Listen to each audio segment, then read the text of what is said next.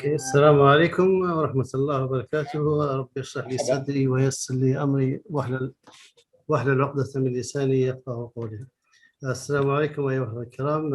إن شاء الله تعالى I'm going today to talk about the role of media literacy in teaching English at the university level and departments of English at Libyan Public University in post-pandemic coronavirus. Before starting, I don't know whether the PowerPoint is shown in front of you or not, but it's shown in front of me. So I'm going first to talk about Professor, can you make it bigger? أعمل big screen. Full screen. So okay, so يعني this full. لا down. Okay, yeah. Thank you very much. Okay, full screen from beginning. Yeah. Yes. Is that okay? Yes, perfect. Yes. So yeah, good. Yes. Yes, I'm going to talk about the teaching English at the university level in Libya and the era of technology and internet, coronavirus, and its effect education system in Libya shift to hybrid education. So we talk about teaching English, as you know that we are here in Libya, we teach English as a foreign language. It means that it's taught just only in schools, so we don't find people to talk English with when you go outside of the school.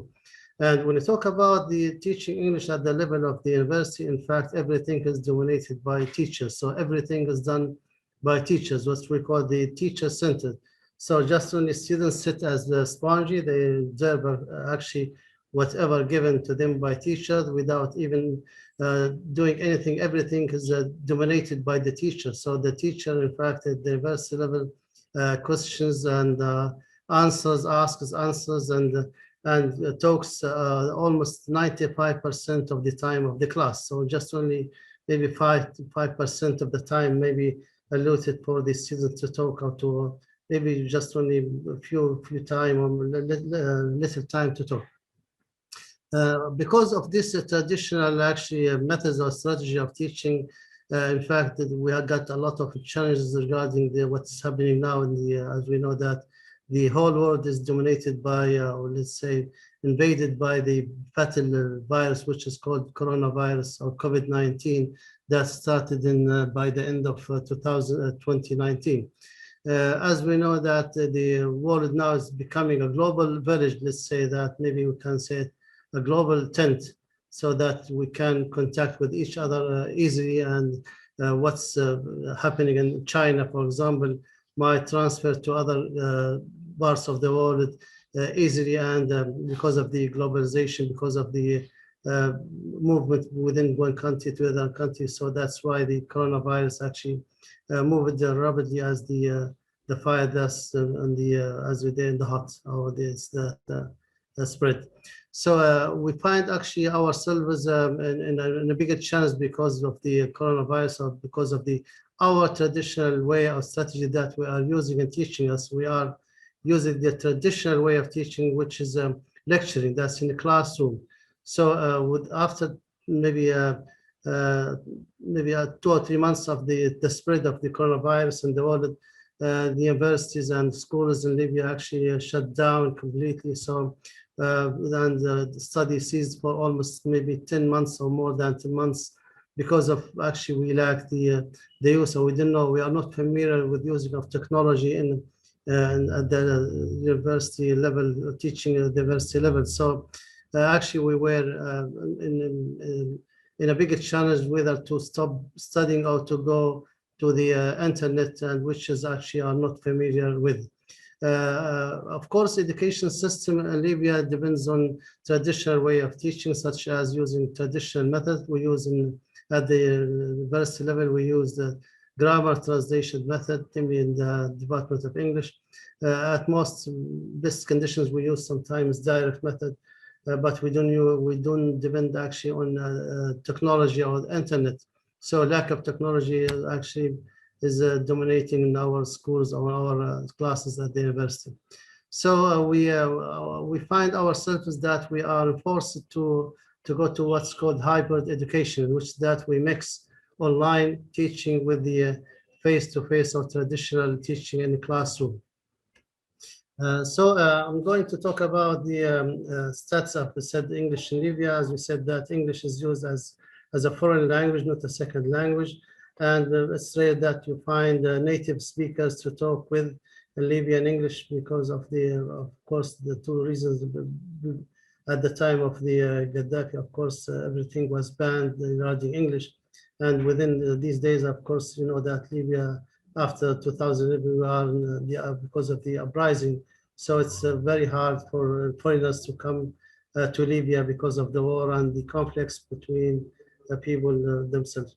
Also, when you talk about theories of learning, in fact, we focus on the all theories of learning that's based on the structuralism. So actually, Libyan students know about the language, but they don't know how to use the language. Another way we can say it's language knowledge rather than language use that's used at the university level in Libyan public universities. So actually it has become a must that we have to shift to technology, namely to internet, to be a part of this globalized world, to make our students familiarize with the internet, to practice the language with native speakers. And in fact, that's what I'm doing now. I have a program that's solely a Connect program. I'm implementer of this program, connected with the American university, that to make students get used to language, because it's not just only matter to know about language, but it's a matter to know about the culture. That's because language, we say language is culture. So if you want to learn English or not to use English, we have to be aware of how people think, native speakers, how native speakers behave, and other things, of course, with the being restricted to our traditional language or native language, Arabic, because it's our identity. But we have to know about language, English. We have to use English, because English now is the lingua franca in the world, and we can never be part of this world without being aware of the English language. So regarding this, I am conducting a research or study about the use of media literacy and teaching English in English departments at the Libyan public universities. So for the methodology of the study, actually I conducted the qualitative research method, in which I interviewed the 20 participants from the 9 universities in Libya, in the east and the south and the west. So to ask them questions to get their experience about teaching online classes for students. For the problem of the study, as we know that because of the coronavirus, actually the most of the schools, or let's say all of the schools, universities actually were shut down and completely shut down, and the study was actually ceased. So students stay home and teachers, instructors stay home. So we find ourselves that helpless, do nothing to either to stop studying or to encounter such fatal virus by using technology, namely the internet.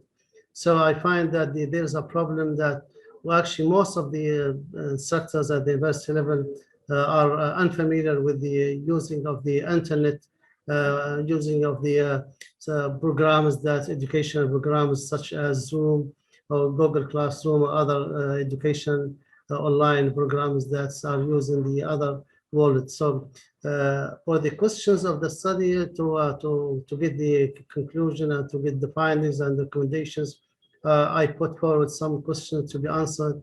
That's what's the impact of the media literacy when teaching virtual classes, English classes. Or I put some questions for the objectives. Of course, this study actually remains highlighting the importance of using media literacy in teaching, and it highlights that we have to be part of this world through being involved in the digital society, what we call that, because the world now has become a digital society in which that dominates mainly by technology, let's say by the internet. So also for the participant of the study, as I said, that I interviewed 20 participants, instructors that teach at 9 universities in Libya. So I got actually 90 because as we know that in Libya we have maybe 20 universities, but because some of these universities don't have English departments, so my scope of the study is that about teaching English in English departments. So I'm focusing just only in English departments. So some of these universities don't have English departments or don't teach English.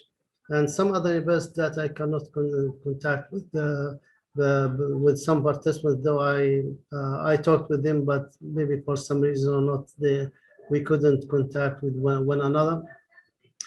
For the data collection, because I'm doing this research regarding media, so I use media for collecting the data. That's for the universities away from Benghazi. As for the participants in Benghazi, in fact, I interviewed the participant face to face.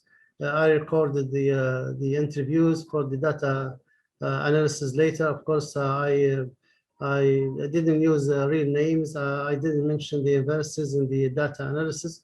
For the data analysis, I said that I took the interviews and transcribed the interviews. I use, of course, sometimes phone calls and registered. Sometimes I use Zoom. Sometimes I use Facebook messengers. I use several types of media to get the data.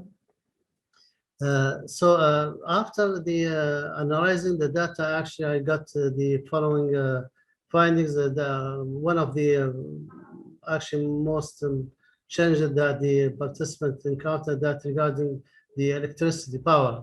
As we know that we are in a war, in fact, so the situation is not that good in Libya in general, in Benghazi and Tripoli in specific.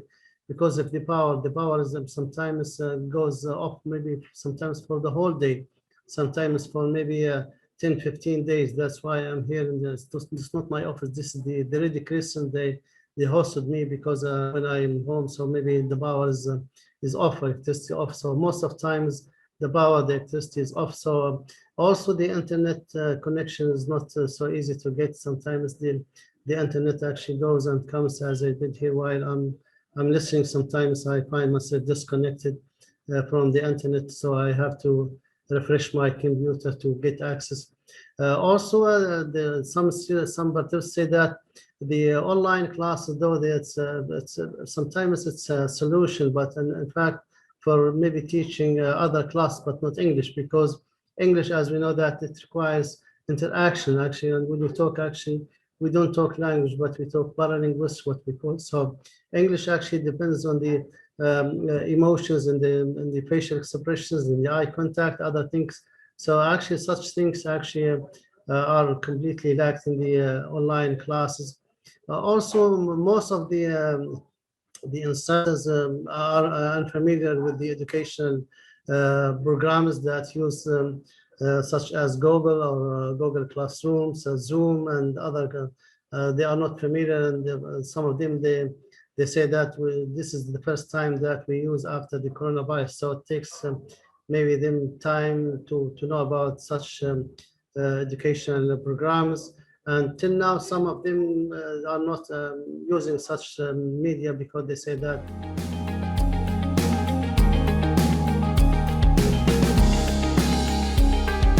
So please remember, if we all help and do a little bit, it will make a big difference.